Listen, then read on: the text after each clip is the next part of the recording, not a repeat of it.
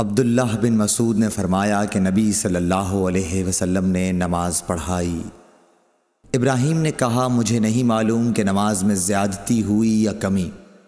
پھر جب آپ نے سلام پھیرا تو آپ سے کہا گیا کہ یا رسول اللہ صلی اللہ علیہ وسلم کیا نماز میں کوئی نیا حکم آیا ہے؟ آپ نے فرمایا آخر کیا بات ہے؟ لوگوں نے کہا آپ نے اتنی رکعتیں پڑھی ہیں۔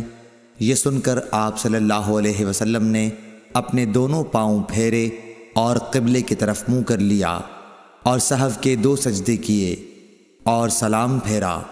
پھر ہماری طرف متوجہ ہوئے اور فرمایا کہ اگر نماز میں کوئی نیا حکم نازل ہوا ہوتا تو میں تمہیں پہلے ہی ضرور کہہ دیتا، لیکن میں تو تمہارے ہی جیسا آدمی ہوں، جس طرح تم بھولتے ہو میں بھی بھول جاتا ہوں، اس لیے جب میں بھول جایا کروں تو تم مجھے یاد دلایا کرو، اور اگر کسی کو نماز میں شک ہو جائے تو اس وقت ٹھیک بات سوچ لے اور اسی کے مطابق نماز پوری کرے، پھر سلام پھیر کر 2 سجدے سہو کے کر لے۔ صحیح بخاری حدیث نمبر 401۔ انس بن مالک رضی اللہ تعالی عنہ سے روایت ہے کہ عمر رضی اللہ تعالی عنہ نے فرمایا کہ میری 3 باتوں میں جو میرے منہ سے نکلا میرے رب نے ویسا ہی حکم فرمایا۔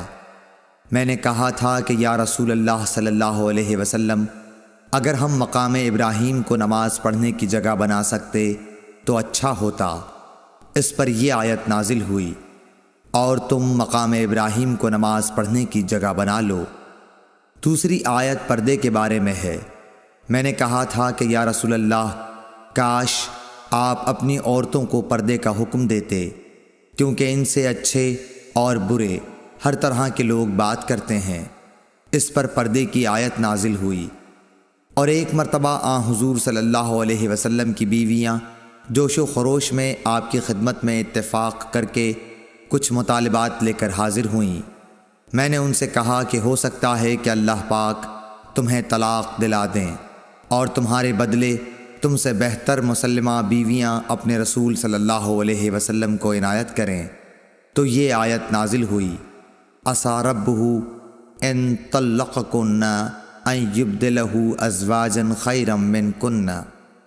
اور سعید بن ابی مریم نے کہا کہ مجھے یحییٰ بن ایوب نے خبر دی، کہا کہ ہم سے حمید نے بیان کیا، کہا میں نے حضرت انس رضی اللہ تعالی عنہ سے یہ حدیث سنی۔ صحیح بخاری حدیث نمبر 402۔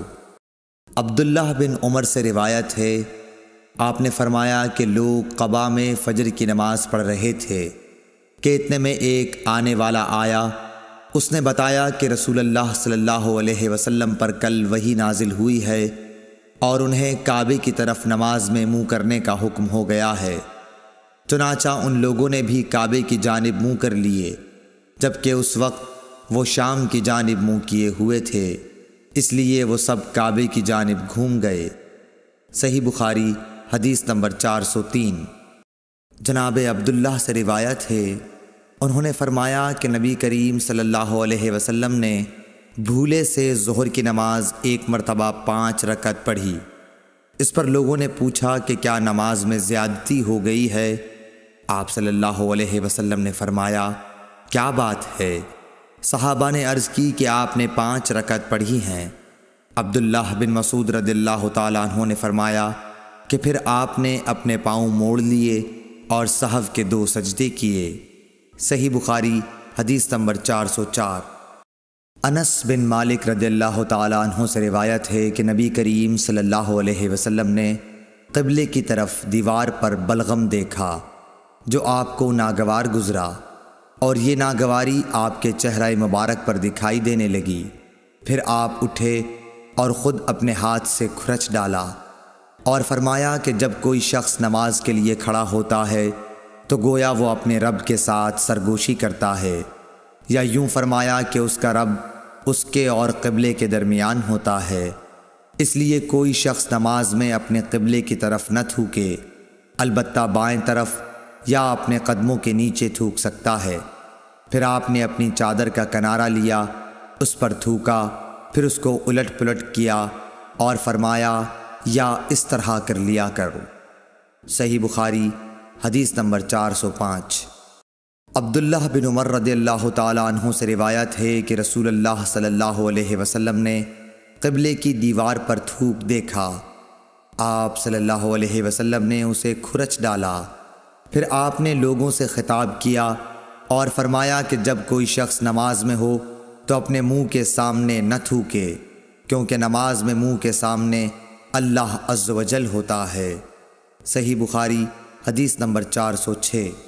حضرت عائشہ ام المومنین رضی اللہ تعالی عنہا سے روایت ہے کہ رسول اللہ صلی اللہ علیہ وسلم نے قبلے کی دیوار پر رینٹ یا تھوک یا بلغم دیکھا تو اسے آپ نے کھرچ ڈالا۔ صحیح بخاری حدیث نمبر 407۔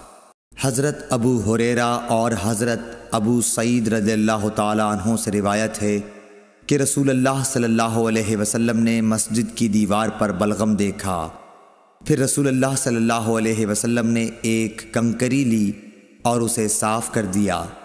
پھر فرمایا کہ جب تم میں سے کوئی شخص تھوکے تو اسے اپنے منہ کے سامنے یا دائیں طرف نہیں تھوکنا چاہیے، البتہ بائیں طرف یا اپنے بائیں پاؤں کے نیچے تھوک لے۔ صحیح بخاری حدیث نمبر 408 409۔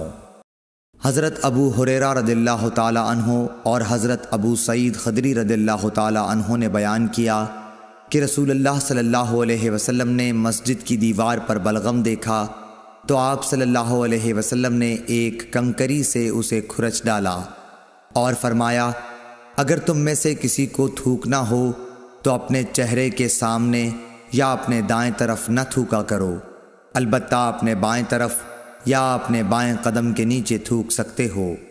صحیح بخاری حدیث نمبر 410 411۔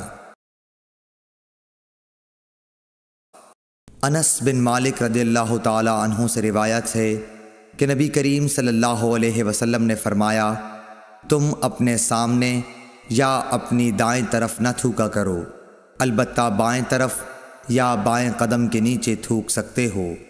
صحیح بخاری حدیث نمبر 412۔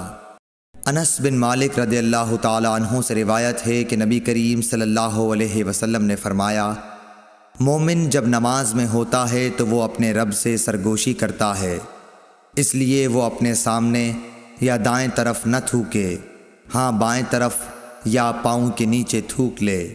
صحیح بخاری حدیث نمبر 413۔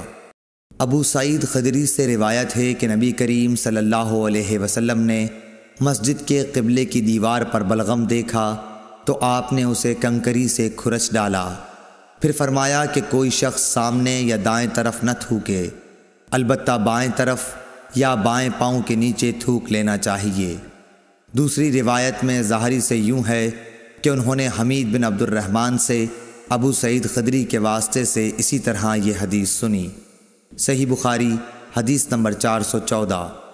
انس بن مالک رضی اللہ تعالی عنہ سے روایت ہے کہ نبی کریم صلی اللہ علیہ وسلم نے فرمایا کہ مسجد میں تھوکنا گناہ ہے اور اس کا کفارہ اسے زمین میں چھپا دینا ہے۔ صحیح بخاری حدیث نمبر 415۔ حضرت ابو ہریرہ رضی اللہ تعالی عنہ سے روایت ہے وہ نبی کریم صلی اللہ علیہ وسلم سے نقل کرتے ہیں کہ آپ نے فرمایا جب کوئی شخص نماز کے لیے کھڑا ہو تو سامنے نہ تھوکے، کیونکہ وہ جب تک اپنی نماز کی جگہ میں ہوتا ہے تو اللہ تعالیٰ سے سرگوشی کرتا رہتا ہے، اور دائیں طرف بھی نہ تھوکے کیونکہ اس طرف فرشتہ ہوتا ہے، ہاں بائیں طرف یا قدم کے نیچے تھوک لے اور اسے مٹی میں چھپا دے۔ صحیح بخاری حدیث نمبر 416۔ انس بن مالک رضی اللہ تعالی عنہ سے روایت ہے کہ نبی کریم صلی اللہ علیہ وسلم نے قبلے کی طرف دیوار پر بلغم دیکھا تو آپ نے خود اسے کھرچ ڈالا اور آپ کی ناخوشی کو محسوس کیا گیا، یا راوی نے اس طرح بیان کیا کہ اس کی وجہ سے آپ کی شدید ناگواری کو محسوس کیا گیا۔ پھر آپ نے فرمایا کہ جب کوئی شخص نماز کے لیے کھڑا ہوتا ہے تو وہ اپنے رب سے سرگوشی کرتا ہے، یا یہ کہ اس کا رب اس کے اور قبلے کے درمیان ہوتا ہے، اس لیے قبلے کی طرف نہ تھوکا کرو، البتہ بائیں طرف یا قدم کے نیچے تھوک لیا کرو۔ پھر آپ نے اپنی چادر کا ایک کنارہ لیا، اس میں تھوکا اور چادر کی ایک تہہ کو دوسری تہہ پر پھیر لیا اور فرمایا یا اس طرح کر لیا کرے۔ صحیح بخاری حدیث نمبر 417۔ حضرت ابو ہریرہ رضی اللہ تعالی عنہ سے روایت ہے کہ رسول اللہ صلی اللہ علیہ وسلم نے فرمایا، کیا تمہارا یہ خیال ہے کہ میرا منہ نماز میں قبلے کی طرف ہے؟ اللہ کی قسم مجھ سے نہ تمہارا خشوع چھپتا ہے نہ رکوع، میں اپنی پیٹھ کے پیچھے سے تم کو دیکھتا رہتا ہوں۔ صحیح بخاری حدیث نمبر 418۔ انس بن مالک رضی اللہ تعالی عنہ سے روایت ہے کہ نبی کریم صلی اللہ علیہ وسلم نے ہمیں ایک مرتبہ نماز پڑھائی، پھر آپ منبر پر چڑھے، پھر نماز کے باب میں اور رکوع کے باب میں فرمایا، میں تمہیں پیچھے سے بھی اسی طرح دیکھتا رہتا ہوں جیسے اب سامنے سے دیکھ رہا ہوں۔ صحیح بخاری حدیث نمبر 419۔ عبداللہ بن عمر رضی اللہ تعالی عنہ سے روایت ہے کہ رسول اللہ صلی اللہ علیہ وسلم نے ان گھوڑوں کی جنہیں جہاد کے لیے تیار کیا گیا تھا مقام حفیہ سے دوڑ کرائی۔ اس دوڑ کی حد ثنیۃ الوداع تھی، اور جو گھوڑے ابھی تیار نہیں ہوئے تھے ان کی دوڑ تثنی الوداع سے مسجد بنی زریق تک کرائی۔ عبداللہ بن عمر رضی اللہ تعالی عنہ نے بھی اس گھوڑ دوڑ میں شرکت کی تھی۔ صحیح بخاری حدیث نمبر 420۔ حضرت انس رضی اللہ تعالی عنہ سے روایت ہے کہ نبی کریم صلی اللہ علیہ وسلم کے پاس بحرین سے رقم آئی، آپ نے فرمایا کہ اسے مسجد میں ڈال دو، اور یہ رقم اس تمام رقم سے زیادہ تھی جو اب تک آپ کی خدمت میں آ چکی تھی۔ پھر آپ نماز کے لیے تشریف لائے اور اس کی طرف کوئی توجہ نہیں فرمائی۔ جب آپ نماز پوری کر چکے تو آ کر مال رقم کے پاس بیٹھ گئے اور اسے تقسیم کرنا شروع فرمایا۔ اس وقت جسے بھی آپ دیکھتے اسے عطا فرما دیتے۔ اتنے میں حضرت عباس رضی اللہ تعالی عنہ حاضر ہوئے اور بولے کہ یا رسول اللہ مجھے بھی عطا کیجئے، کیونکہ میں نے غزوہ بدر میں اپنا بھی فدیہ دیا تھا اور عقیل کا بھی، اس لیے میں زیر بار ہوں۔ رسول کریم صلی اللہ علیہ وسلم نے فرمایا کہ لے لیجئے۔ انہوں نے اپنے کپڑے میں روپیہ بھر لیا اور اسے اٹھانے کی کوشش کی، لیکن وزن کی زیادتی کی وجہ سے وہ نہ اٹھا سکے اور کہنے لگے، یا رسول اللہ کسی کو فرمائیے کہ وہ اٹھانے میں میری مدد کرے۔ آپ نے فرمایا نہیں، یہ نہیں ہو سکتا۔ انہوں نے کہا کہ پھر آپ ہی اٹھوا دیجئے۔ آپ نے اس پر بھی انکار کیا۔ تب حضرت عباس رضی اللہ تعالی عنہ نے اس میں سے تھوڑا سا گرا دیا اور باقی کو اٹھانے کی کوشش کی، لیکن اب بھی نہ اٹھا سکے۔ پھر فرمایا کہ یا رسول اللہ کسی کو میری مدد کرنے کا حکم دیجئے۔ آپ صلی اللہ علیہ وسلم نے انکار فرمایا تو انہوں نے کہا کہ پھر آپ ہی اٹھوا دیجئے، لیکن آپ صلی اللہ علیہ وسلم نے اس سے بھی انکار کیا۔ تب انہوں نے اس میں سے تھوڑا سا اور روپیہ گرا دیا اور اسے اٹھا کر اپنے کندھے پر رکھ لیا اور چلنے لگے۔ رسول اللہ صلی اللہ علیہ وسلم کو ان کے اس حرص پر اتنا تعجب ہوا کہ آپ اس وقت تک ان کی طرف دیکھتے رہے جب تک وہ ہماری نظروں سے غائب نہیں ہو گئے، اور آپ بھی وہاں سے اس وقت تک نہ اٹھے جب تک کہ ایک چونی بھی باقی رہی۔ صحیح بخاری حدیث نمبر 421۔ حضرت انس رضی اللہ تعالی عنہ سے روایت ہے، وہ کہتے ہیں کہ میں نے رسول اللہ صلی اللہ علیہ وسلم کو مسجد میں پایا، آپ کے پاس اور بھی کئی لوگ تھے۔ میں کھڑا ہو گیا تو حضور صلی اللہ علیہ وسلم نے مجھ سے پوچھا کہ کیا تجھ کو ابو طلحہ نے بھیجا ہے؟ میں نے کہا جی ہاں۔ آپ نے پوچھا کھانے کے لیے؟ میں نے عرض کی کہ جی ہاں۔ تب آپ نے اپنے قریب موجود لوگوں سے فرمایا کہ چلو۔ سب حضرات چلنے لگے اور میں ان کے آگے چل رہا تھا۔ صحیح بخاری حدیث نمبر 422۔ ابن شہاب نے سہل بن سعد سعدی سے روایت کی ہے کہ ایک شخص نے کہا، یا رسول اللہ اس شخص کے بارے میں فرمائیے جو اپنی بیوی کے ساتھ کسی غیر مرد کو بدفعلی کرتے ہوئے دیکھتا ہے، کیا اسے مار ڈالے؟ آخر اس مرد نے اپنی بیوی کے ساتھ مسجد میں لعان کیا اور اس وقت میں موجود تھا۔ صحیح بخاری حدیث نمبر 423۔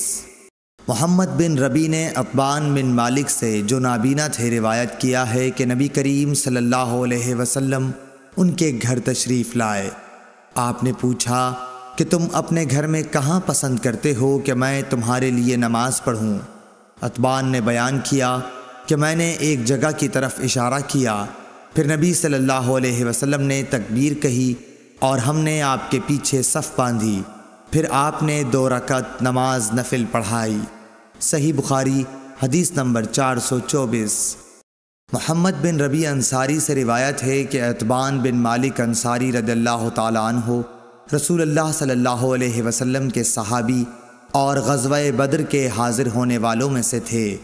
وہ نبی کریم صلی اللہ علیہ وسلم کی خدمت میں حاضر ہوئے اور کہا، یا رسول اللہ صلی اللہ علیہ وسلم، میری بینائی میں کچھ فرق آ گیا ہے اور میں اپنی قوم کے لوگوں کو نماز پڑھایا کرتا ہوں، لیکن جب برسات کا موسم آتا ہے تو میرے اور میری قوم کے درمیان جو وادی ہے وہ بھر جاتی ہے اور بہنے لگ جاتی ہے، اور میں انہیں نماز پڑھانے کے لیے مسجد تک نہیں جا سکتا۔ یا رسول اللہ، میری خواہش ہے کہ آپ میرے گھر تشریف لائیں اور کسی جگہ نماز پڑھ دیں تاکہ میں اسے نماز پڑھنے کی جگہ بنا لوں۔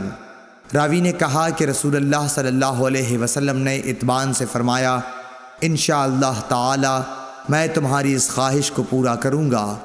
عتبان نے کہا کہ دوسرے دن رسول اللہ صلی اللہ علیہ وسلم اور ابو بکر صدیق رضی اللہ تعالی عنہ جب دن چڑھا تو دونوں تشریف لے آئے اور رسول اللہ صلی اللہ علیہ وسلم نے اندر آنے کی اجازت چاہی۔ میں نے اجازت دے دی۔ جب آپ گھر میں تشریف لائے تو بیٹھے بھی نہیں اور پوچھا کہ تم اپنے گھر کے کس حصے میں مجھ سے نماز پڑھنے کی خواہش رکھتے ہو؟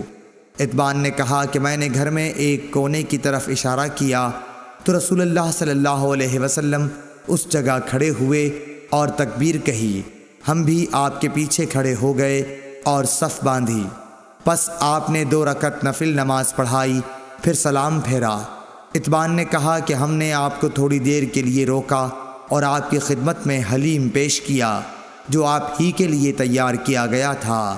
عتبان نے کہا کہ محلے والوں کا ایک مجمع گھر میں لگ گیا اور مجمع میں سے ایک شخص بولا کہ مالک بن دخشن، یا یہ کہا ابن دخشن دکھائی نہیں دیتا۔ اس پر کسی دوسرے نے کہہ دیا کہ وہ تو منافق ہے جسے خدا اور رسول سے کوئی محبت نہیں۔ رسول اللہ صلی اللہ علیہ وسلم نے یہ سن کر فرمایا، ایسا مت کہو، کیا تم دیکھتے نہیں کہ اس نے لا الہ الا اللہ کہا ہے اور اس سے مقصود خالص خدا کی رضامندی حاصل کرنا ہے؟ تب منافقت کا الزام لگانے والا بولا کہ اللہ اور اس کے رسول کو زیادہ علم ہے، ہم تو بظاہر اس کی توجیہات اور دوستی منافقوں ہی کے ساتھ دیکھتے ہیں۔ رسول اللہ صلی اللہ علیہ وسلم نے فرمایا کہ اللہ تعالیٰ نے لا الہ الا اللہ کہنے والے پر اگر اس کا مقصد خالص خدا کی رضا حاصل کرنا ہو، دوزخ کی آگ حرام کر دی ہے۔ ابن شہاب نے کہا کہ پھر میں نے محمود سے سن کر حسین بن محمد انصاری سے جو بنو سالم کے شریف لوگوں میں سے ہیں اس حدیث کے متعلق پوچھا تو انہوں نے اس کی تصدیق کی اور کہا کہ محمود سچا ہے۔ صحیح بخاری حدیث نمبر 425۔ حضرت عائشہ صدیقہ رضی اللہ تعالی عنہا سے روایت ہے، آپ فرماتی ہیں کہ رسول اللہ صلی اللہ علیہ وسلم اپنے تمام کاموں میں جہاں تک ممکن ہوتا دائیں طرف سے شروع کرنے کو پسند فرماتے تھے، طہارت کے وقت بھی، کنگھا کرنے اور جوتا پہننے میں بھی۔ صحیح بخاری حدیث نمبر 426۔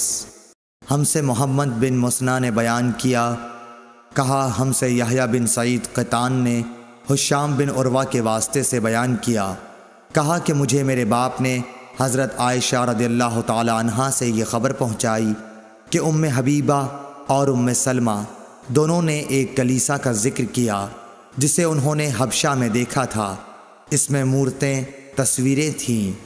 انہوں نے اس کا تذکرہ نبی کریم صلی اللہ علیہ وسلم سے بھی کیا۔ آپ نے فرمایا کہ ان کا یہ قاعدہ تھا کہ اگر ان میں کوئی نیکوکار شخص مر جاتا تو وہ لوگ اس کی قبر پر مسجد بناتے اور اس میں یہی مورتیں تصویریں بنا دیتے۔ پس یہ لوگ خدا کی درگاہ میں قیامت کے دن تمام مخلوق میں برے ہوں گے۔ صحیح بخاری حدیث نمبر 427۔ انس بن مالک رضی اللہ تعالیٰ عنہ سے روایت ہے، انہوں نے کہا کہ جب نبی کریم صلی اللہ علیہ وسلم مدینہ تشریف لائے تو یہاں کے بلند حصے میں بنی عمرو بن عوف کے یہاں آپ اترے اور یہاں 24 راتیں قیام فرمایا۔ پھر آپ نے بنو نجار کو بلا بھیجا تو وہ لوگ تلواریں لٹکائے ہوئے آئے۔ انس نے کہا گویا میری نظروں کے سامنے نبی کریم صلی اللہ علیہ وسلم اپنی سواری پر تشریف فرما ہیں، جبکہ ابو بکر صدیق رضی اللہ تعالی عنہ آپ کے پیچھے بیٹھے ہوئے ہیں اور بنو نجار کے لوگ آپ کے چاروں طرف ہیں، یہاں تک کہ آپ ابو ایوب کے گھر کے سامنے اترے اور آپ یہ پسند کرتے تھے کہ جہاں بھی نماز کا وقت آ جائے فوراً نماز ادا کر لیں۔ آپ بکریوں کے باڑوں میں بھی نماز پڑھ لیتے تھے۔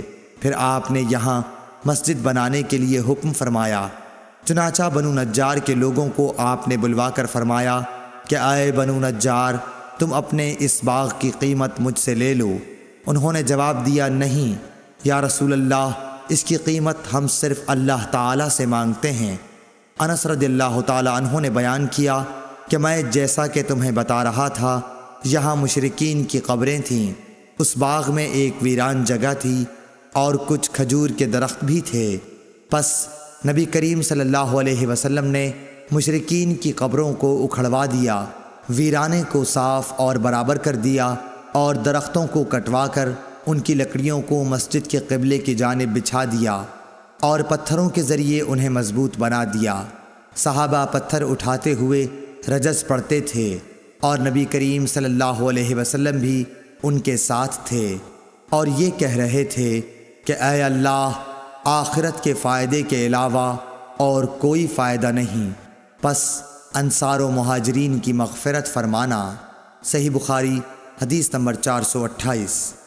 انس بن مالک رضی اللہ تعالی عنہ سے روایت ہے، انہوں نے کہا کہ نبی کریم صلی اللہ علیہ وسلم بکریوں کے باڑوں میں نماز پڑھتے تھے۔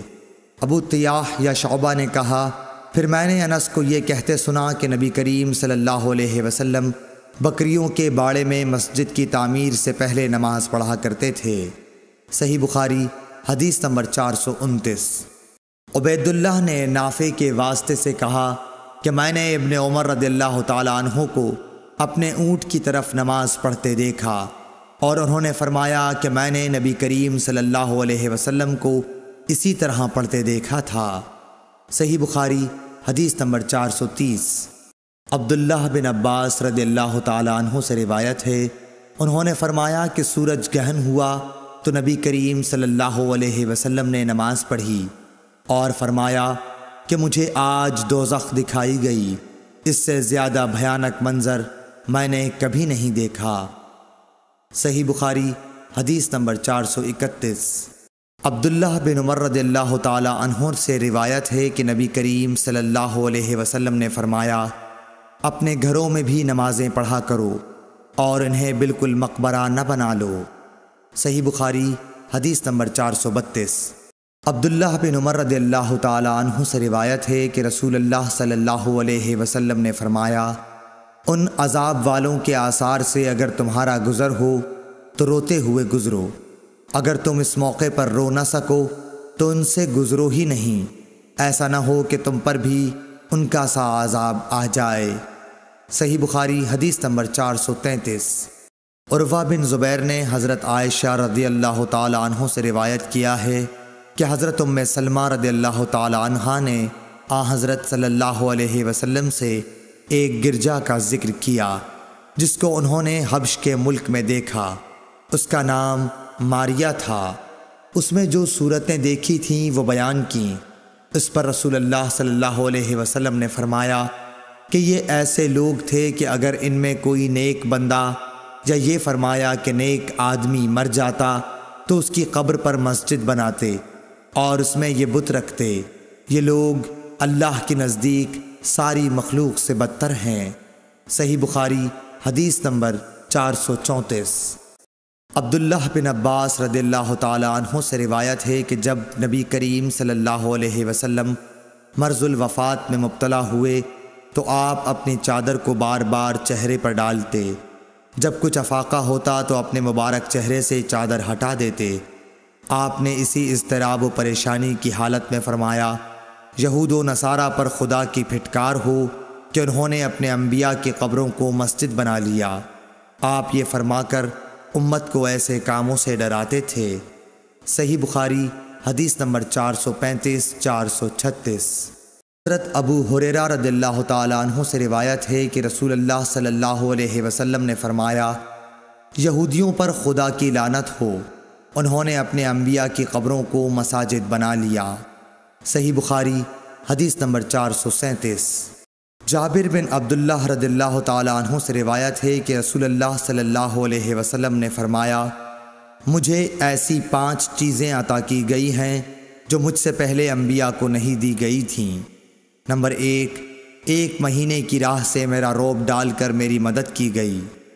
نمبر 2، میرے لیے تمام زمین میں نماز پڑھنے اور پاکی حاصل کرنے کی اجازت ہے، اس لیے میری امت کے جس آدمی کی نماز کا وقت جہاں بھی آ جائے اسے وہی نماز پڑھ لینی چاہیے۔ نمبر 3، میرے لیے مال غنیمت حلال کیا گیا۔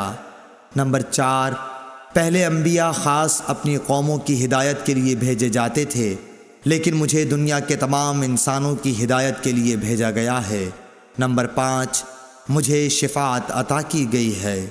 صحیح بخاری حدیث نمبر 438۔ حضرت عائشہ صدیقہ رضی اللہ تعالی عنہا سے روایت ہے کہ عرب کے کسی قبیلے کی ایک کالی لونڈی تھی، انہوں نے اسے آزاد کر دیا تھا اور وہ انہی کے ساتھ رہتی تھی۔ اس نے بیان کیا کہ ایک دفعہ ان کی ایک لڑکی جو دلہن تھی نہانے کو نکلی، اس کا کمربند سرخ تسموں کا تھا، اس نے وہ کمربند اتار کر رکھ دیا یا اس کے بدن سے گر گیا، پھر اس طرف سے ایک چیل گزری جہاں کمربند پڑا تھا، چیل اسی سرخ رنگ کی وجہ سے گوشت سمجھ کر جھپٹ لے گئی۔ بعد میں قبیلے والوں نے اسے بہت تلاش کیا لیکن کہیں نہ ملا، ان لوگوں نے اس کی تہمت مجھ پر لگا دی اور میری تلاشی لینی شروع کر دی، یہاں تک کہ انہوں نے اس کی شرمگاہ تک کی تلاشی لی۔ اس نے بیان کیا کہ اللہ کی قسم میں ان کے ساتھ اسی حالت میں کھڑی تھی کہ وہی چیل آئی اور اس نے ان کا وہ کمربند گرا دیا، وہ ان کے سامنے ہی گرا۔ میں نے اسے دیکھ کر کہا، یہی تو تھا جس کی تم مجھ پر تہمت لگاتے تھے، تم لوگوں نے مجھ پر اس کا الزام لگایا تھا حالانکہ میں اس سے پاک تھی، یہی تو ہے وہ کمربند۔ اس لونڈی نے کہا کہ اس کے بعد میں رسول اللہ صلی اللہ علیہ وسلم کی خدمت میں حاضر ہوئی اور اسلام لائی۔ حضرت عائشہ رضی اللہ تعالی عنہا نے بیان کیا کہ اس کے لیے مسجد نبوی میں ایک بڑا خیمہ لگا دیا گیا، یا یہ کہا کہ چھوٹا سا خیمہ لگا دیا گیا۔ حضرت عائشہ رضی اللہ تعالی عنہا نے بیان کیا کہ وہ لونڈی میرے پاس آتی اور مجھ سے باتیں کیا کرتی تھی، جب بھی وہ میرے پاس آتی تو یہ ضرور کہتی کہ کمربند کا دن ہمارے رب کی عجیب نشانیوں میں سے ہے، اسی نے مجھے کفر کے ملک سے نجات دی۔ حضرت عائشہ رضی اللہ تعالی عنہا بیان فرماتی ہیں کہ میں نے اس سے کہا، آخر بات کیا ہے؟ جب بھی تم میرے پاس بیٹھتی ہو تو یہ بات ضرور کہتی ہو۔ آپ نے بیان کیا کہ پھر اس نے مجھے یہ قصہ سنایا۔ صحیح بخاری حدیث نمبر 439۔ عبیداللہ بن عمر نے بیان کیا کہ مجھ کو نافع نے بیان کیا کہ مجھے عبداللہ بن عمر رضی اللہ تعالی عنہ نے خبر دی کہ وہ اپنی نوجوانی میں جب ان کے بیوی بچے نہیں تھے، نبی کریم صلی اللہ علیہ وسلم کی مسجد میں سویا کرتے تھے۔ صحیح بخاری حدیث نمبر 440۔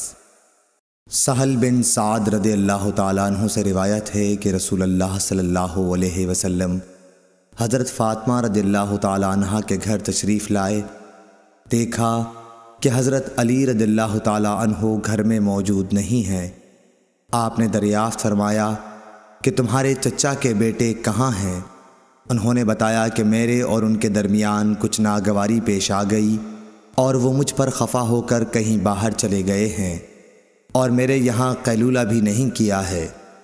اس کے بعد رسول اللہ صلی اللہ علیہ وسلم نے ایک شخص سے کہا کہ علی رضی اللہ تعالیٰ عنہ کو تلاش کرو کہ وہ کہاں ہیں۔ وہ آئے اور بتایا کہ مسجد میں سوئے ہوئے ہیں۔ پھر نبی کریم صلی اللہ علیہ وسلم تشریف لائے۔ حضرت علی رضی اللہ تعالیٰ عنہ لیٹے ہوئے تھے۔ چادر آپ کے پہلو سے گر گئی تھی اور جسم پر مٹی لگ گئی تھی۔ رسول اللہ صلی اللہ علیہ وسلم جسم سے دھول جھاڑ رہے تھے اور فرما رہے تھے، اٹھو ابو تراب اٹھو۔ صحیح بخاری حدیث نمبر 441۔ ابو حازم نے ابو ہریرہ رضی اللہ تعالیٰ عنہ سے روایت کیا ہے کہ آپ نے فرمایا کہ میں نے 70 اصحاب صفہ کو دیکھا کہ ان میں کوئی ایسا نہ تھا جس کے پاس چادر ہو، فقط تہبند ہوتا یا رات کو اوڑھنے کا کپڑا جنہیں یہ لوگ اپنی گردنوں سے باندھ لیتے۔ یہ کپڑے کسی کے آدھی پنڈلی تک آتے اور کسی کے ٹخنوں تک۔ یہ حضرات ان کپڑوں کو اس خیال سے کہ کہیں شرمگاہ نہ کھل جائے اپنے ہاتھوں سے سمیٹتے رہتے تھے۔ صحیح بخاری حدیث نمبر 442۔ جابر بن عبداللہ رضی اللہ تعالیٰ عنہ سے روایت ہے، وہ کہتے ہیں کہ میں نبی کریم صلی اللہ علیہ وسلم کی خدمت میں حاضر ہوا۔ آپ اس وقت مسجد میں تشریف فرما تھے۔ مصر نے کہا، میرا خیال ہے کہ محارب نے چاشت کا وقت بتایا تھا۔ حضور اکرم صلی اللہ علیہ وسلم نے فرمایا کہ پہلے 2 رکعت نماز پڑھ، اور میرا آن حضرت صلی اللہ علیہ وسلم پر کچھ قرض تھا جسے آپ نے ادا کیا اور زیادہ ہی دیا۔ صحیح بخاری حدیث نمبر 443۔ ابو قتادہ سلمی رضی اللہ تعالیٰ عنہ سے روایت ہے کہ رسول اللہ صلی اللہ علیہ وسلم نے فرمایا، جب تم میں سے کوئی شخص مسجد میں داخل ہو تو بیٹھنے سے پہلے 2 رکعت نماز پڑھ لے۔ صحیح بخاری حدیث نمبر 444۔ ابو ہریرہ رضی اللہ تعالیٰ عنہ سے روایت ہے کہ رسول اللہ صلی اللہ علیہ وسلم نے فرمایا، جب تک تم اپنے مصلی پر جہاں تم نے نماز پڑھی تھی بیٹھے رہو اور ریاح خارج نہ کرو تو ملائکہ تم پر برابر درود بھیجتے رہتے ہیں، کہتے ہیں، اے اللہ اس کی مغفرت کیجئے، اے اللہ اس پر رحم کیجئے۔ صحیح بخاری حدیث نمبر 445۔ عبداللہ بن عمر رضی اللہ تعالیٰ عنہ سے روایت ہے کہ نبی کریم صلی اللہ علیہ وسلم کے زمانے میں مسجد نبوی کچی اینٹوں سے بنائی گئی تھی۔ اس کی چھت کھجور کی شاخوں کی تھی اور ستون اس کی کڑیوں کے۔ حضرت ابو بکر صدیق رضی اللہ تعالیٰ عنہ نے اس میں کسی قسم کی زیادتی نہیں کی، البتہ حضرت عمر رضی اللہ تعالیٰ عنہ نے اسے بڑھایا اور اس کی تعمیر رسول اللہ صلی اللہ علیہ وسلم کی بنائی ہوئی بنیادوں کے مطابق کچی اینٹوں اور کھجور کی شاخوں سے کی، اور اس کے ستون بھی کڑیوں ہی کے رکھے۔ پھر حضرت عثمان غنی رضی اللہ تعالیٰ عنہ نے اس کی عمارت کو بدل دیا اور اس میں بہت سی زیادتی کی۔ اس کی دیواریں منقش پتھروں اور گچ سے بنائیں، اس کے ستون بھی منقش پتھروں سے بنوائے اور چھت ساگوان سے بنائی۔ صحیح بخاری حدیث نمبر 446۔ اکرمہ سے روایت ہے، انہوں نے بیان کیا کہ مجھ سے اور اپنے صاحبزادے علی سے ابن عباس رضی اللہ تعالیٰ عنہ نے کہا کہ ابو سعید خدری کی خدمت میں جاؤ اور ان کی احادیث سنو۔ ہم گئے، دیکھا کہ ابو سعید رضی اللہ تعالیٰ عنہ اپنے باغ کو درست کر رہے تھے۔ ہم کو دیکھ کر آپ نے اپنی چادر سنبھالی اور گوٹ مار کر بیٹھ گئے۔ پھر ہم سے حدیث بیان کرنے لگے۔ جب مسجد نبوی کے بنانے کا ذکر آیا تو آپ نے بتایا کہ ہم تو مسجد کے بنانے میں حصہ لیتے وقت ایک ایک اینٹ اٹھاتے، لیکن عمار 2 اینٹیں اٹھا رہے تھے۔ آن حضرت صلی اللہ علیہ وسلم نے انہیں دیکھا تو ان کے بدن سے مٹی جھاڑنے لگے اور فرمایا، افسوس عمار کو ایک باغی جماعت قتل کرے گی جسے عمار جنت کی دعوت دیں گے، اور وہ جماعت عمار کو جہنم کی دعوت دے رہی ہوگی۔ ابو سعید خدری رضی اللہ تعالیٰ عنہ نے بیان کیا کہ حضرت عمار کہتے تھے کہ میں فتنوں سے خدا کی پناہ مانگتا ہوں۔ صحیح بخاری حدیث نمبر 447۔ سہل رضی اللہ تعالیٰ عنہ سے روایت ہے کہ نبی کریم صلی اللہ علیہ وسلم نے ایک عورت کے پاس ایک آدمی بھیجا کہ وہ اپنے بڑھئی غلام سے کہیں کہ میرے لیے ممبر لکڑیوں کے تختوں سے بنا دے جن پر میں بیٹھا کروں۔ صحیح بخاری حدیث نمبر 448۔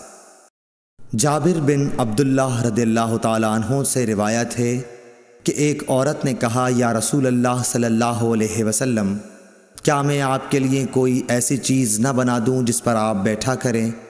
میرا ایک بڑھئی غلام بھی ہے۔ آپ نے فرمایا، اگر تو چاہے تو اس نے ممبر بنوا دیا۔ صحیح بخاری حدیث نمبر 449۔ عبید اللہ بن اسود خولانی نے حضرت عثمان بن عفان رضی اللہ تعالی عنہ سے روایت کیا ہے کہ مسجد نبوی کی تعمیر کے متعلق لوگوں کی باتوں کو سن کر آپ نے فرمایا کہ تم لوگوں نے بہت زیادہ باتیں کی ہیں، حالانکہ میں نے نبی اکرم صلی اللہ علیہ وسلم سے سنا ہے کہ جس نے مسجد بنائی بکیر۔ راوی نے کہا، میرا خیال ہے کہ آپ نے یہ بھی فرمایا کہ اس سے مقصود اللہ تعالیٰ کی رضا ہو تو اللہ تعالیٰ ایسا ہی ایک مکان جنت میں اس کے لیے بنائے گا۔ صحیح بخاری حدیث نمبر 450۔ سفیان بن عینہ نے کہا کہ میں نے عمرو بن دینار سے پوچھا، کیا تم نے جابر بن عبداللہ سے یہ حدیث سنی ہے کہ ایک شخص مسجد نبوی میں آیا اور وہ تیر لیے ہوئے تھا؟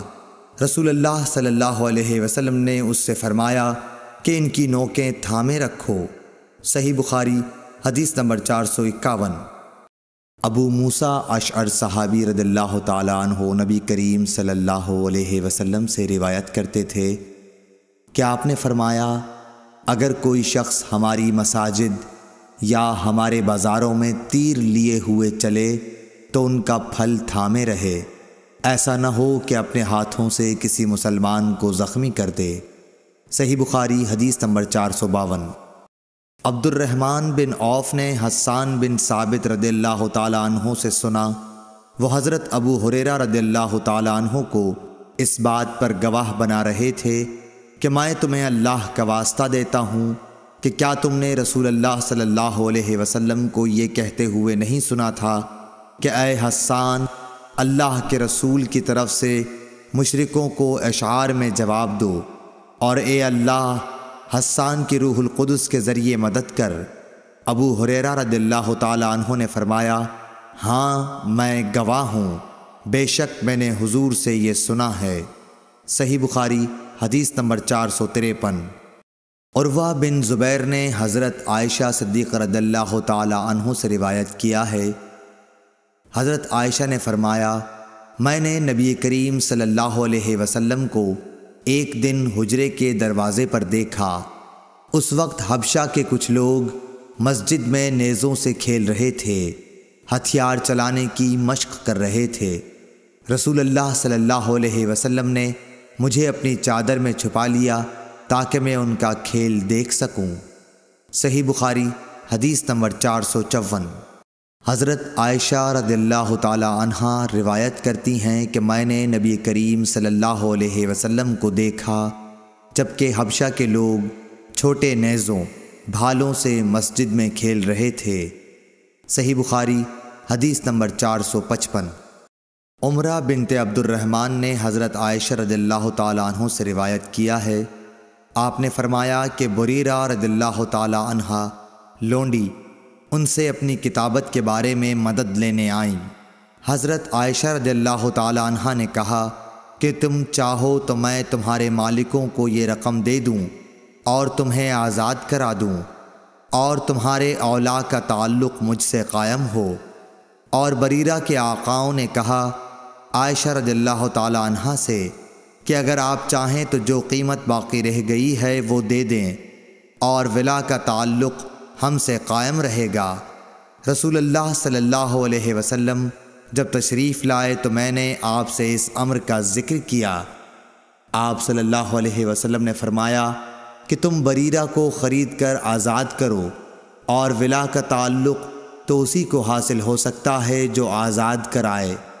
پھر رسول اللہ صلی اللہ علیہ وسلم منبر پر تشریف لائے۔ سفیان نے اس حدیث کو بیان کرتے ہوئے ایک مرتبہ یوں کہا کہ پھر رسول اللہ صلی اللہ علیہ وسلم منبر پر چڑھے اور فرمایا، ان لوگوں کا کیا حال ہوگا جو ایسی شرائط کرتے ہیں جن کا تعلق کتاب اللہ سے نہیں ہے۔ جو شخص بھی کوئی ایسی شرط کرے جو کتاب اللہ میں نہ ہو، اس کی کوئی حیثیت نہیں ہوگی، اگرچہ وہ 100 مرتبہ کر لے۔ اس حدیث کی روایت مالک نے یحییٰ کے واسطے سے کی، وہ عمرہ سے کہ بریرہ اور انہوں نے ممبر پر چڑھنے کا ذکر نہیں کیا۔ علی بن مدینی نے کہا، یحییٰ بن سعید قطان اور عبد الوہاب نے یحییٰ بن سعید سے، انہوں نے عمرہ سے ایسے ہی روایت کیا، اور جعفر بن عون نے یحییٰ بن سعید سے یوں نقل کیا کہ میں نے عمرہ سے سنا، انہوں نے کہا میں نے حضرت عائشہ سے سنا۔ صحیح بخاری حدیث نمبر 456۔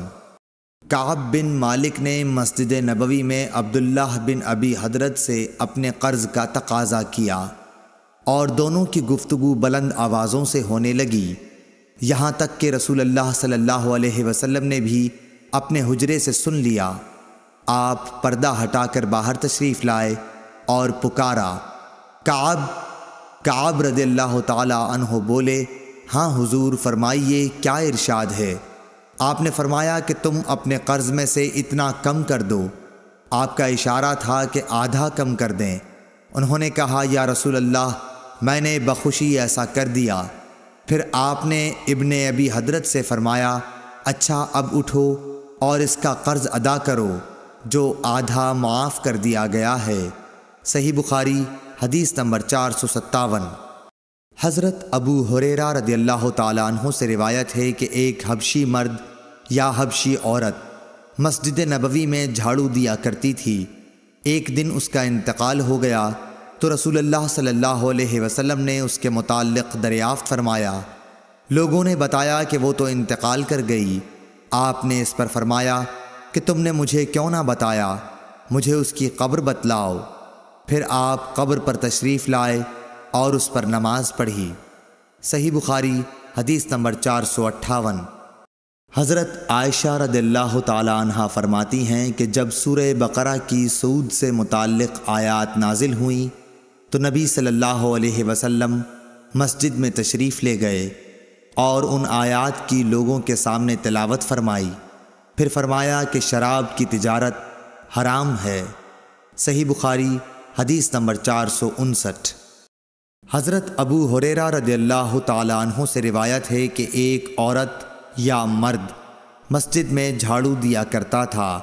ابو رافع نے کہا، میرا خیال ہے کہ وہ عورت ہی تھی۔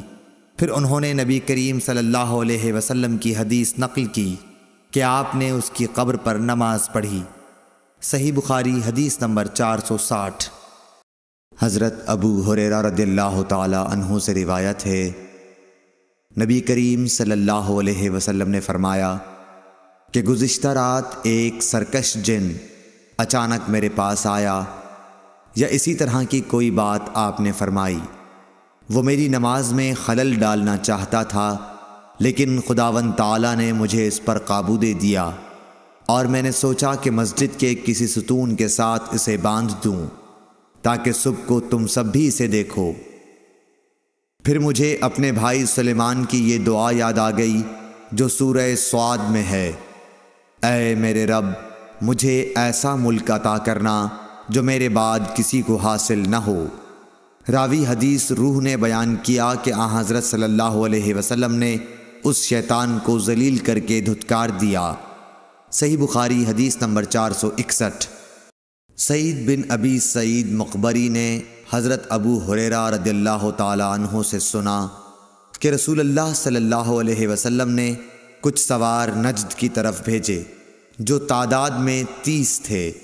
یہ لوگ بنو حنیفہ کے ایک شخص کو جس کا نام ثمامہ بن اسال تھا پکڑ کر لائے۔ انہوں نے اسے مسجد کے ایک ستون سے باندھ دیا۔ پھر رسول اللہ صلی اللہ علیہ وسلم تشریف لائے اور تیسرے روز ثمامہ کی نیک طبیعت دیکھ کر آپ نے فرمایا کہ ثمامہ کو چھوڑ دو۔ رہائی کے بعد وہ مسجد نبوی سے قریب ایک کھجور کے باغ تک گئے اور وہاں غسل کیا۔ پھر مسجد میں داخل ہوئے اور کہا، اشہد ان لا الہ الا اللہ وان محمد الرسول اللہ، میں گواہی دیتا ہوں کہ اللہ کے سوا کوئی معبود نہیں، اور یہ کہ محمد صلی اللہ علیہ وسلم اللہ کے سچے رسول ہیں۔ صحیح بخاری حدیث نمبر 462۔ ہشام بن عروہ نے اپنے باپ عروہ بن زبیر کے واسطے سے بیان کیا، انہوں نے حضرت عائشہ رضی اللہ تعالی عنہا سے آپ نے فرمایا کہ غزوہ خندق میں سعد رضی اللہ تعالی عنہ کے بازو کی ایک رگ اکحل میں زخم آ گیا تھا۔ ان کے لیے نبی کریم صلی اللہ علیہ وسلم نے مسجد میں ایک خیمہ نصب کرا دیا تاکہ آپ قریب رہ کر ان کی دیکھ بھال کیا کریں۔ مسجد ہی میں بنی غفار کے لوگوں کا بھی ایک خیمہ تھا۔ سعد کے زخم کا خون جو رگ سے بکثرت نکل رہا تھا بہہ کر جب ان کے خیمے تک پہنچا تو وہ ڈر گئے۔ انہوں نے کہا کہ اے خیمے والو، تمہاری طرف سے یہ کیسا خون ہمارے خیمے تک آ رہا ہے؟ پھر انہیں معلوم ہوا کہ یہ خون سعد کے زخم سے بہہ رہا ہے۔ حضرت سعد رضی اللہ تعالی عنہ کا اسی زخم کی وجہ سے انتقال ہو گیا۔ صحیح بخاری حدیث نمبر 463۔ عروہ بن زبیر نے زینب بنت ابی سلمہ سے، انہوں نے ام المومنین ام سلمہ سے روایت کیا ہے، وہ کہتی ہیں کہ میں نے رسول کریم صلی اللہ علیہ وسلم سے حجۃ الوداع میں اپنی بیماری کا شکوہ کیا۔ میں نے کہا کہ میں پیدل طواف نہیں کر سکتی، تو آپ نے فرمایا کہ لوگوں کے پیچھے رہ اور سوار ہو کر طواف کر۔ پس میں نے طواف کیا اور رسول اللہ صلی اللہ علیہ وسلم اس وقت بیت اللہ کے قریب نماز میں آیت والطور وکتاب مسطور کی تلاوت کر رہے تھے۔ صحیح بخاری حدیث نمبر 464۔ انس رضی اللہ تعالی عنہ روایت کرتے ہیں کہ دو شخص نبی کریم صلی اللہ علیہ وسلم کے پاس سے نکلے، ایک عباد بن بشر اور دوسرے صاحب میرے خیال کے مطابق اسید بن حزیر تھے۔ رات تاریک تھی اور دونوں اصحاب کے پاس روشن چراغ کی طرح کوئی چیز تھی جس سے ان کے آگے آگے روشنی پھیل رہی تھی۔ پس جب وہ دونوں اصحاب ایک دوسرے سے جدا ہوئے تو ہر ایک کے ساتھ ایک ایک چراغ رہ گیا جو گھر تک ساتھ رہا۔ صحیح بخاری حدیث نمبر 465۔ ابو سعید خدری رضی اللہ تعالی عنہ نے بیان کیا کہ ایک دفعہ رسول کریم صلی اللہ علیہ وسلم نے خطبے میں فرمایا کہ اللہ تعالیٰ نے اپنے ایک بندے کو دنیا اور آخرت کے رہنے میں اختیار دیا کہ وہ جس کو چاہے اختیار کرے۔ بندے نے وہ پسند کیا جو اللہ کے پاس ہے، یعنی آخرت۔ یہ سن کر ابو بکر رضی اللہ تعالی عنہ رونے لگے۔ میں نے اپنے دل میں کہا کہ اگر خدا نے اپنے کسی بندے کو دنیا اور آخرت میں سے کسی کو اختیار کرنے کو کہا اور اس بندے نے آخرت پسند کر لی تو اس میں ان بزرگ کے رونے کی کیا وجہ ہے؟ لیکن یہ بات تھی کہ بندے سے مراد رسول اللہ صلی اللہ علیہ وسلم ہی تھے اور ابو بکر ہم سے زیادہ جاننے والے تھے۔ حضور صلی اللہ علیہ وسلم نے ان سے فرمایا، ابو بکر آپ روئیے مت، اپنی صحبت اور اپنی دولت کے ذریعے تمام لوگوں سے زیادہ مجھ پر احسان کرنے والے آپ ہی ہیں، اور اگر میں کسی کو خلیل بناتا تو ابو بکر کو بناتا، لیکن جانی دوستی تو اللہ کے سوا کسی سے نہیں ہو سکتی، اس کے بدلے میں اسلام کی برادری اور دوستی کافی ہے۔ مسجد میں ابو بکر رضی اللہ تعالی عنہ کی طرف کے دروازے کے سوا تمام دروازے بند کر دیے جائیں۔ صحیح بخاری حدیث نمبر 466۔ حضرت عبداللہ بن عباس رضی اللہ تعالی عنہ سے روایت ہے، انہوں نے بیان کیا کہ رسول اللہ صلی اللہ علیہ وسلم اپنے مرض وفات میں باہر تشریف لائے، سر سے پٹی بندھی ہوئی تھی۔ آپ منبر پر بیٹھے، اللہ کی حمد و ثنا کی اور فرمایا، کوئی شخص بھی ایسا نہیں جس نے ابو بکر بن ابو قحافہ سے زیادہ مجھ پر اپنی جان و مال کے ذریعے احسان کیا ہو، اور اگر میں کسی کو انسانوں میں جانی دوست بناتا تو ابو بکر رضی اللہ تعالی عنہ کو بناتا، لیکن اسلام کا تعلق افضل ہے۔ دیکھو ابو بکر رضی اللہ تعالی عنہ کی کھڑکی چھوڑ کر اس مسجد کی تمام کھڑکیاں بند کر دی جائیں۔ صحیح بخاری حدیث نمبر 467۔ عبداللہ بن عمر رضی اللہ تعالی عنہ سے روایت ہے کہ نبی کریم صلی اللہ علیہ وسلم جب مکہ تشریف لائے اور مکہ فتح ہوا تو آپ نے عثمان بن طلحہ رضی اللہ تعالی عنہ کو بلوایا جو کعبے کے متولی چابی بردار تھے۔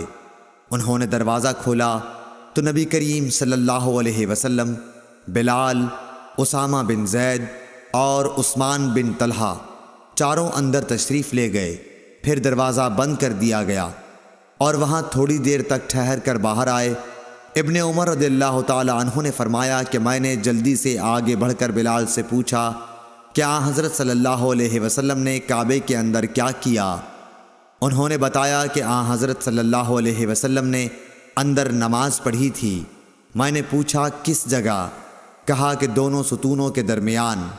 عبداللہ بن عمر رضی اللہ تعالی عنہ نے فرمایا کہ یہ پوچھنا مجھے یاد نہ رہا کہ آپ نے کتنی رکعتیں پڑھی تھیں۔ صحیح بخاری حدیث نمبر 468۔ سعید بن ابی سعید مقبری نے حضرت ابو ہریرہ رضی اللہ تعالی عنہ سے سنا کہ رسول اللہ صلی اللہ علیہ وسلم نے کچھ سواروں کو نجد کی طرف بھیجا تھا۔ وہ لوگ بنی حنیفہ کے ایک شخص ثمامہ بن اسال کو بطور جنگی قیدی پکڑ لائے اور مسجد کے ایک ستون سے باندھ دیا۔ صحیح بخاری حدیث نمبر 469۔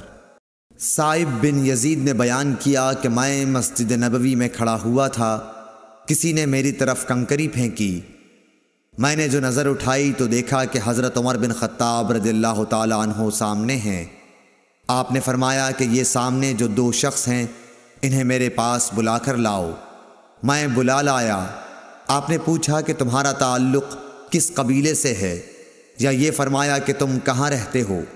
انہوں نے بتایا کہ ہم طائف کے رہنے والے ہیں۔ آپ نے فرمایا کہ اگر تم مدینے کے ہوتے تو میں تمہیں سزا دیے بغیر نہ چھوڑتا۔ رسول کریم صلی اللہ علیہ وسلم کی مسجد میں آواز اونچی کرتے ہو۔ صحیح بخاری حدیث نمبر 470۔ عبداللہ بن کعب بن مالک کو ان کے باپ کعب بن مالک رضی اللہ تعالی عنہ نے خبر دی کہ انہوں نے عبداللہ بن حضرت رضی اللہ تعالی عنہ سے اپنے ایک قرض کے سلسلے میں رسول اللہ صلی اللہ علیہ وسلم کے دور میں مسجد نبوی کے اندر تقاضا کیا۔ دونوں کی آواز کچھ اونچی ہو گئی، یہاں تک کہ رسول اللہ صلی اللہ علیہ وسلم نے بھی اپنے حجرے سے سن لیا۔ آپ اٹھے اور حجرے پر پڑے ہوئے پردے کو ہٹایا۔ آپ نے کعب بن مالک کو آواز دی، اے کعب۔ کعب بولے، یا رسول اللہ صلی اللہ علیہ وسلم، حاضر ہوں۔ آپ نے اپنے ہاتھ کے اشارے سے بتایا کہ وہ اپنا آدھا قرض معاف کر دے۔ حضرت کعب نے عرض کی، یا رسول اللہ صلی اللہ علیہ وسلم، میں نے معاف کر دیا۔ آپ نے ابن ابی حضرت سے فرمایا، اچھا اب چل اٹھ، اس کا قرض ادا کر۔ صحیح بخاری حدیث نمبر 471۔ عبداللہ بن عمر رضی اللہ تعالی عنہ سے روایت ہے کہ ایک شخص نے نبی کریم صلی اللہ علیہ وسلم سے پوچھا، جبکہ اس وقت آپ منبر پر تھے، کہ رات کی نماز یعنی تہجد کس طرح پڑھنے کے لیے آپ فرماتے ہیں؟ آپ نے فرمایا کہ 2 رکعت کر کے پڑھے، اور جب صبح قریب ہونے لگے تو 1 رکعت پڑھ لے۔ یہ 1 رکعت اس ساری نماز کو طاق بنا دے گی۔ اور آپ فرمایا کرتے تھے کہ رات کی آخری نماز کو طاق رکھا کرو، کیونکہ نبی کریم صلی اللہ علیہ وسلم نے اس کا حکم دیا۔ صحیح بخاری حدیث نمبر 472۔ ایوب سختیانی نے ابن عمر سے روایت کی ہے کہ ایک شخص نبی کریم صلی اللہ علیہ وسلم کی خدمت میں حاضر ہوا۔ آپ صلی اللہ علیہ وسلم اس وقت خطبہ دے رہے تھے۔ آنے والے نے پوچھا کہ رات کی نماز کس طرح پڑھی جائے؟ آپ نے فرمایا 2 رکعت، پھر جب طلوع صبح صادق کا اندیشہ ہو تو 1 رکعت وتر کی پڑھ لے، تاکہ تو نے جو نماز پڑھی ہے اسے یہ رکعت طاق بنا دے۔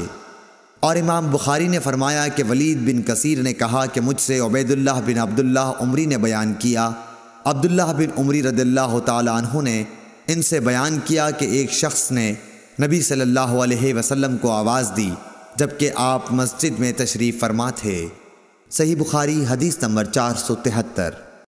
ابو واقد لیثی حارث بن عوف نے بیان کیا کہ رسول اللہ صلی اللہ علیہ وسلم مسجد میں تشریف رکھتے تھے کہ 3 آدمی باہر سے آئے۔ 2 تو رسول اللہ صلی اللہ علیہ وسلم کی مجلس میں حاضری کی غرض سے آگے بڑھے، لیکن تیسرا چلا گیا۔ ان دو میں سے ایک نے درمیان میں خالی جگہ دیکھی اور وہاں بیٹھ گیا، دوسرا شخص پیچھے بیٹھ گیا اور تیسرا تو واپس ہی جا رہا تھا۔ جب رسول اللہ صلی اللہ علیہ وسلم واعظ سے فارغ ہوئے تو آپ نے فرمایا، کیا میں تمہیں ان تینوں کے متعلق ایک بات نہ بتاؤں؟ ایک شخص تو خدا کی طرف بڑھا اور خدا نے اسے جگہ دی، یعنی پہلا شخص۔ رہا دوسرا تو اس نے لوگوں میں گھسنے سے شرم کی، اللہ نے بھی اس سے شرم کی۔ تیسرے نے منہ پھیر لیا، اس لیے اللہ نے بھی اس کی طرف سے منہ پھیر لیا۔ صحیح بخاری حدیث نمبر 474۔ عباد بن تمیم نے اپنے چچا عبداللہ بن زید بن عاصم مازنی رضی اللہ تعالیٰ عنہ سے روایت کیا ہے کہ انہوں نے رسول اللہ صلی اللہ علیہ وسلم کو چت لیٹے ہوئے دیکھا۔ آپ اپنا ایک پاؤں دوسرے پر رکھے ہوئے تھے۔ ابن شہاب ظاہری سے مروی ہے، وہ سعید بن مسیب سے روایت کرتے ہیں کہ عمر اور عثمان رضی اللہ تعالیٰ عنہ بھی اسی طرح لیٹتے تھے۔ صحیح بخاری حدیث نمبر 475۔ عروہ بن زبیر نے خبر دی کہ نبی صلی اللہ علیہ وسلم کی زوجہ مطہرہ ام المومنین حضرت عائشہ رضی اللہ تعالی عنہا نے بتلایا کہ میں نے جب سے ہوش سنبھالا تو اپنے ماں باپ کو مسلمان ہی پایا، اور ہم پر کوئی دن ایسا نہیں گزرا جس میں رسول اللہ صلی اللہ علیہ وسلم صبح و شام دن کے دونوں وقت ہمارے گھر تشریف نہ لائے ہوں۔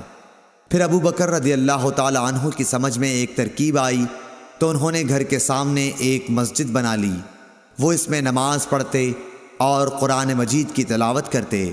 مشرکین کی عورتیں اور ان کے بچے وہاں تعجب سے سنتے اور کھڑے ہو جاتے اور آپ کی طرف دیکھتے رہتے۔ حضرت ابو بکر رضی اللہ تعالی عنہ بڑے رونے والے آدمی تھے، جب قرآن کریم پڑھتے تو آنسوؤں پر قابو نہ رہتا۔ قریش کے مشرک سردار اس صورتحال سے گھبرا گئے۔ صحیح بخاری حدیث نمبر 476۔ حضرت ابو ہریرہ رضی اللہ تعالیٰ عنہ سے روایت ہے، رسول اللہ صلی اللہ علیہ وسلم نے فرمایا، جماعت کے ساتھ نماز پڑھنے میں گھر کے اندر یا بازار، دکان وغیرہ میں نماز پڑھنے سے 25 گنا ثواب زیادہ ملتا ہے، کیونکہ جب کوئی شخص تم میں سے وضو کرے اور اس کے آداب کا لحاظ رکھے، پھر مسجد میں صرف نماز کی غرض سے آئے تو اس کے ہر قدم پر اللہ تعالیٰ ایک درجہ اس کا بلند کرتا ہے اور ایک گناہ اس سے معاف کرتا ہے۔ اس طرح وہ مسجد کے اندر آئے گا، مسجد میں آنے کے بعد جب تک نماز کے انتظار میں رہے گا اسے نماز ہی کی حالت میں شمار کیا جائے گا، اور جب تک اس جگہ بیٹھا رہے جہاں اس نے نماز پڑھی ہے تو فرشتے اس کے لیے رحمت خداوندی کی دعائیں کرتے ہیں کہ اے اللہ اس کو بخش دے، اے اللہ اس پر رحم کر، جب تک کہ ریح خارج کر کے وہ فرشتوں کو تکلیف نہ دے۔ صحیح بخاری حدیث نمبر 477۔ عبداللہ بن عمر یا عبداللہ بن عمرو بن عاص رضی اللہ تعالیٰ عنہ سے روایت ہے کہ نبی کریم صلی اللہ علیہ وسلم نے اپنی انگلیوں کو ایک دوسرے میں داخل کیا۔ صحیح بخاری حدیث نمبر 478 479۔ عبداللہ بن عمرو بن عاص رضی اللہ تعالیٰ عنہ سے روایت ہے کہ رسول اللہ صلی اللہ علیہ وسلم نے فرمایا کہ عبداللہ بن عمرو، تمہارا کیا حال ہوگا جب تم برے لوگوں میں رہ جاؤ گے؟ اس طرح یعنی آپ نے ایک ہاتھ کی انگلیاں دوسرے ہاتھ میں کر کے دکھلائیں۔ صحیح بخاری حدیث نمبر 480۔ ابو موسیٰ اشعری رضی اللہ تعالیٰ عنہ سے روایت ہے، نبی کریم صلی اللہ علیہ وسلم نے فرمایا، ایک مومن دوسرے مومن کے لیے عمارت کی طرح ہے کہ اس کا ایک حصہ دوسرے حصے کو قوت پہنچاتا ہے، اور آپ نے ایک ہاتھ کی انگلیوں کو دوسرے ہاتھ کی انگلیوں میں داخل کیا۔ صحیح بخاری حدیث نمبر 481۔ محمد بن سیرین نے حضرت ابو ہریرہ رضی اللہ تعالیٰ عنہ سے روایت کیا ہے، انہوں نے کہا کہ رسول کریم صلی اللہ علیہ وسلم نے ہمیں دوپہر کے بعد کی 2 نمازوں میں سے کوئی نماز پڑھائی، ظہر یا عصر کی۔ ابن سیرین نے کہا کہ حضرت ابو ہریرہ رضی اللہ تعالیٰ عنہ نے اس کا نام تو لیا تھا لیکن میں بھول گیا۔ حضرت ابو ہریرہ رضی اللہ تعالیٰ عنہ نے بتلایا کہ آپ نے ہمیں 2 رکعت نماز پڑھا کر سلام پھیر دیا۔ اس کے بعد ایک لکڑی کی لاٹھی سے جو مسجد میں رکھی ہوئی تھی، آپ صلی اللہ علیہ وسلم ٹیک لگا کر کھڑے ہو گئے۔ ایسا معلوم ہوتا تھا کہ جیسے آپ بہت ہی خفا ہوں، اور آپ نے اپنے دائیں ہاتھ کو بائیں ہاتھ پر رکھا اور ان کی انگلیوں کو ایک دوسرے میں داخل کیا، اور آپ نے اپنے دائیں رخسار مبارک کو بائیں ہاتھ کی ہتھیلی سے سہارا دیا۔ جو لوگ نماز پڑھ کر جلدی نکل جایا کرتے تھے وہ مسجد کے دروازوں سے پار ہو گئے۔ پھر لوگ کہنے لگے کہ کیا نماز کم کر دی گئی ہے؟ حاضرین میں ابو بکر اور عمر رضی اللہ تعالیٰ عنہ بھی موجود تھے، لیکن انہیں بھی آپ سے بولنے کی ہمت نہ ہوئی۔ انہی میں ایک شخص تھے جن کے ہاتھ لمبے تھے اور انہیں ذوالیدین کہا جاتا تھا۔ انہوں نے پوچھا، یا رسول اللہ صلی اللہ علیہ وسلم، کیا آپ بھول گئے یا نماز کم کر دی گئی ہے؟ آپ نے فرمایا کہ نہ میں بھولا ہوں اور نہ نماز میں کوئی کمی ہوئی ہے۔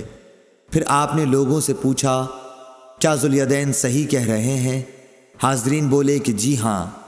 یہ سن کر آپ آگے بڑھے اور باقی رکعتیں پڑھیں، پھر سلام پھیرا، پھر تکبیر کہی اور سہو کا سجدہ کیا، معمول کے مطابق یا اس سے بھی لمبا سجدہ کیا، پھر سر اٹھایا اور تکبیر کہی، پھر تکبیر کہی اور دوسرا سجدہ کیا، معمول کے مطابق یا اس سے بھی طویل، پھر سر اٹھایا اور تکبیر کہی۔ لوگوں نے بار بار ابن سیرین سے پوچھا کہ کیا پھر سلام پھیرا؟ تو وہ جواب دیتے کہ مجھے خبر دی گئی ہے کہ عمران بن حسین کہتے تھے کہ پھر سلام پھیرا۔ صحیح بخاری حدیث نمبر 482۔ موسیٰ بن عقبہ نے کہا کہ میں نے سالم بن عبداللہ بن عمر رضی اللہ تعالیٰ عنہ کو دیکھا کہ وہ مدینے سے مکے تک راستے میں کئی جگہوں کو ڈھونڈ کر وہاں نماز پڑھتے اور کہتے کہ ان کے باب حضرت عبداللہ بن عمر رضی اللہ تعالیٰ عنہ بھی ان مقامات پر نماز پڑھا کرتے تھے، اور انہوں نے رسول اللہ صلی اللہ علیہ وسلم کو ان مقامات پر نماز پڑھتے ہوئے دیکھا ہے۔ اور موسیٰ بن عقبہ نے کہا کہ مجھ سے نافع نے ابن عمر رضی اللہ تعالیٰ عنہ کے متعلق بیان کیا کہ وہ ان مقامات پر نماز پڑھتے تھے، اور میں نے سالم سے پوچھا تو مجھے خوب یاد ہے کہ انہوں نے بھی نافع کے بیان کے مطابق ہی تمام مقامات کا ذکر کیا، فقط مقام شرف روحا کی مسجد کے متعلق دونوں نے اختلاف کیا۔ صحیح بخاری حدیث نمبر 483۔ موسیٰ بن عقبہ کو عبداللہ بن عمر رضی اللہ تعالی عنہ نے خبر دی کہ حضرت صلی اللہ علیہ وسلم جب عمرے کے قصد سے تشریف لے گئے اور حجۃ الوداع کے موقع پر جب حج کے لیے نکلے تو آپ نے ذوالحلیفہ میں قیام فرمایا۔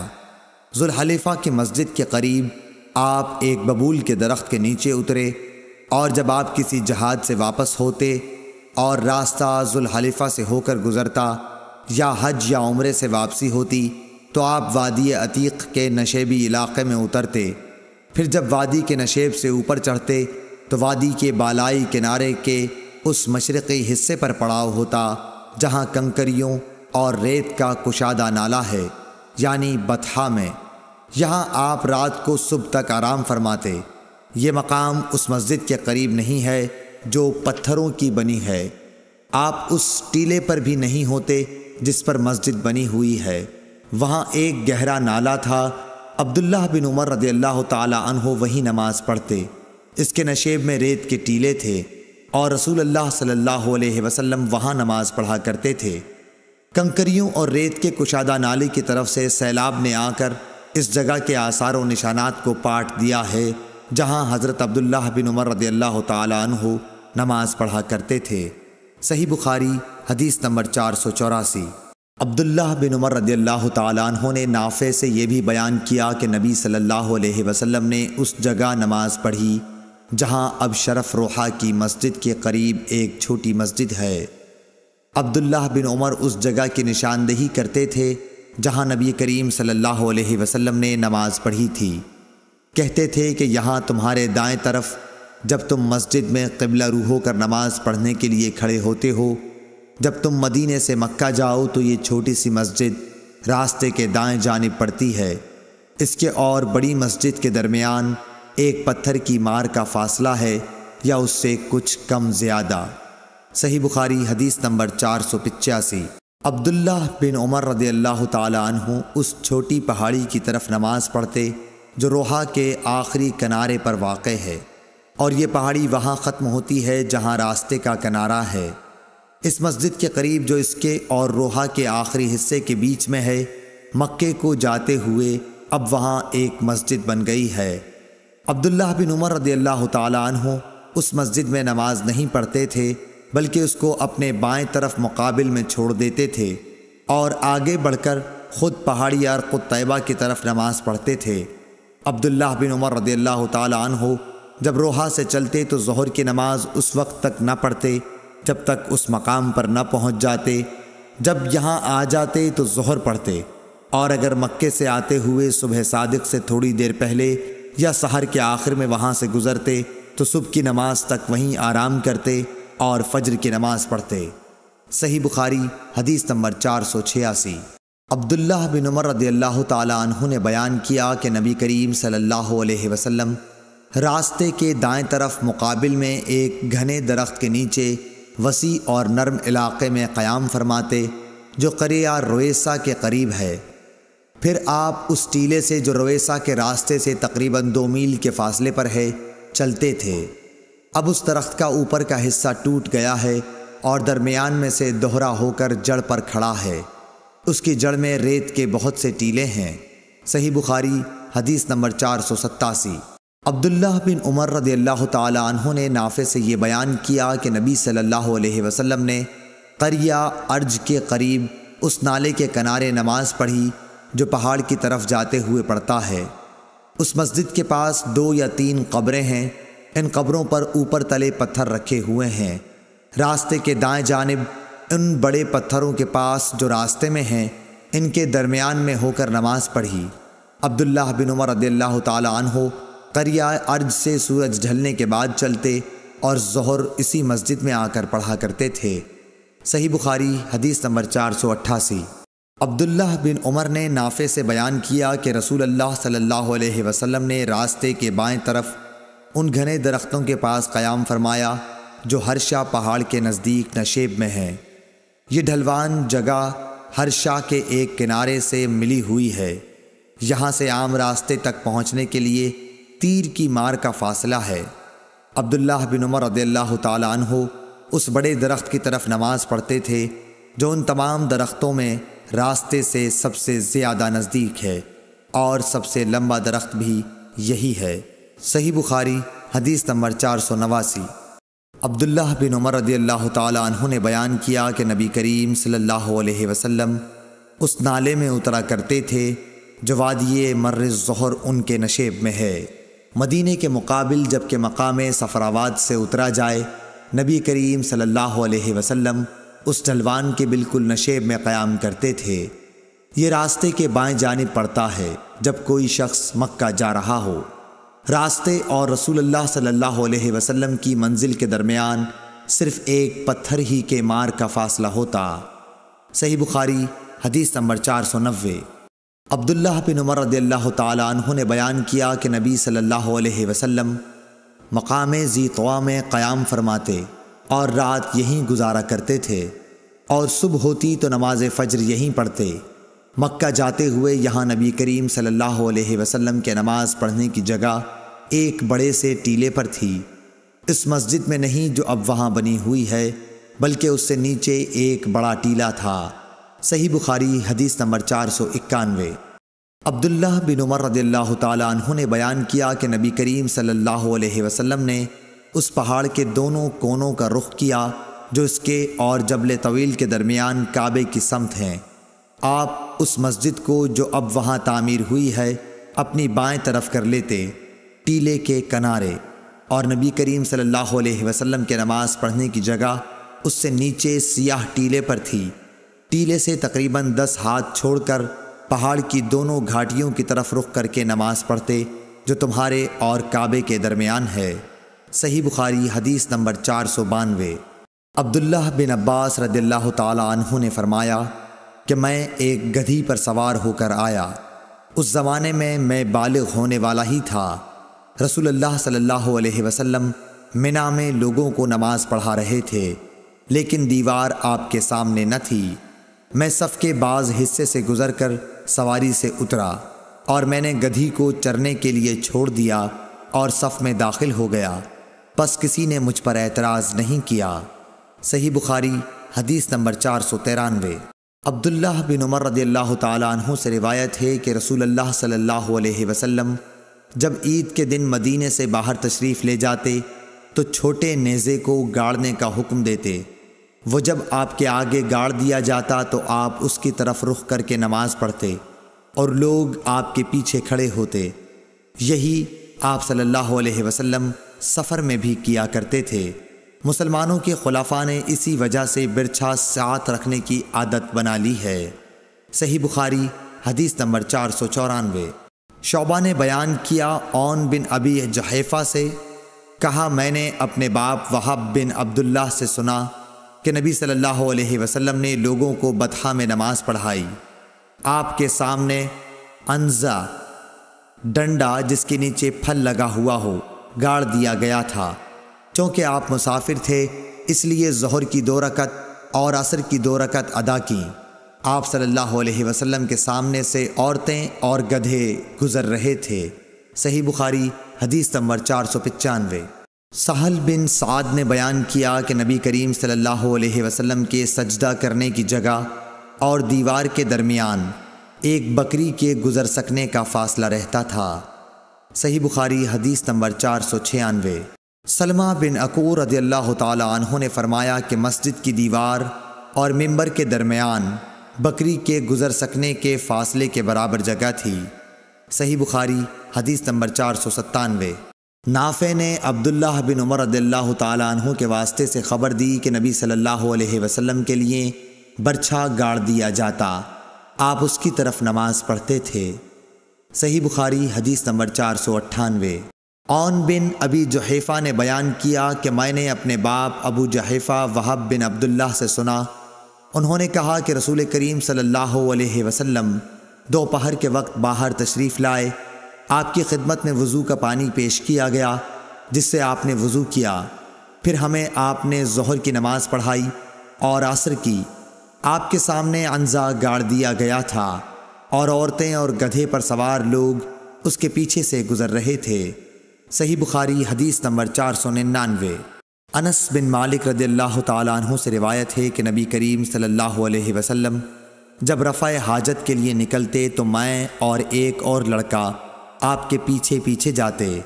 ہمارے ساتھ عکازہ ڈنڈا جس کے نیچے لوہے کا پھل لگا ہوا ہو یا چھڑی یا عنزہ ہوتا، اور ہمارے ساتھ ایک چھاگل بھی ہوتا تھا۔